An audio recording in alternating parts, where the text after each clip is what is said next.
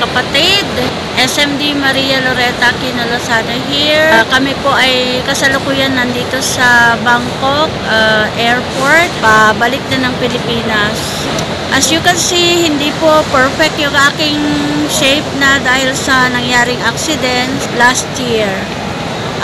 IMG is really a blessing in a way na yung mga natutunan ko at naituturo actually for the last 5 years ay naranasan ko. Nawalan ako ng asawa, 2022, namatay siya of cardiac arrest. Ako naman, na-aksidente, 2023. So, sunod-sunod yung mga challenges sa buhay ko. But, again, yung itinuturo namin sa financial literacy na 3 bagay na pwedeng mangyari sa buhay natin, die too soon, no? Sino ba naman nakakaalam sa buhay na pwede pang anytime, pagka uwi na tayo sa Diyos, gagraduate na tayo sa mundong ito, hindi natin alam. Siya lang talaga nakakaalam noon. Ganon din ang accidents.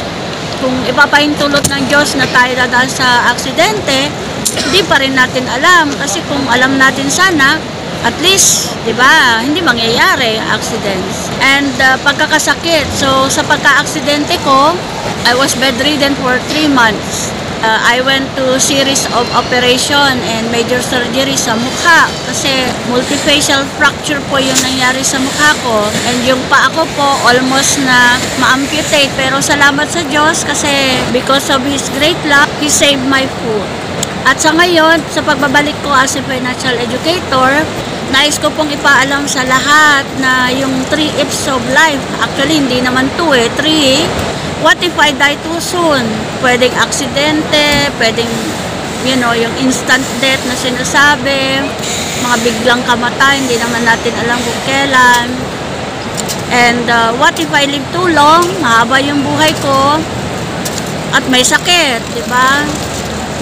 And then, paano naman yung mabuhay ako na matagal? What if I live too long pero matanda talaga? Okay, so lahat yon ay nagre-require ng expense.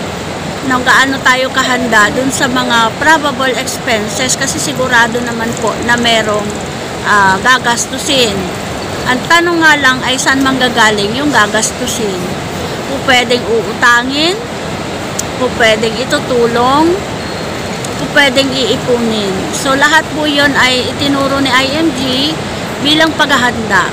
Hindi man natin mga gusto yung mga mangyayari sa hinaharap, pero maganda rin na mangarap tayo na hindi man tayo maging burden sa ating mga pamilya pag tayo ay nangailangan. So dito sa IMG, kapag kayo po ay sumama sa amin, sa kampanya namin, hindi naman po instant na kayo ay magiging milyonaryo.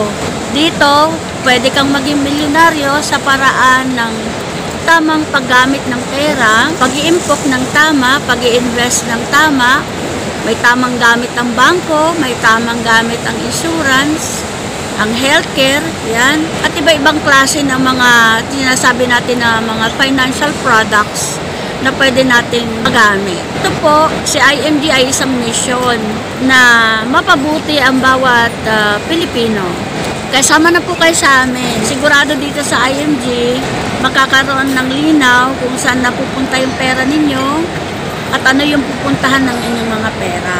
Sa akin ngayon bilang isang PWD na, person with disability, masasabi ko na may pangalawang buhay ako at gugugulin ko ito ayon sa purpose ng paggagawa ng Diyos sa akin. Siguro pati IMG kasama, kaya patuloy din ako na nag-aanyaya sa bawat isa. Ano man ang antas mo sa buhay, basta may pangarap ka, tuloy-tuloy lang. Ang IMG ay nandito para maging kaagapay po ninyo sa mga financial journey po na pwede ninyong daanan.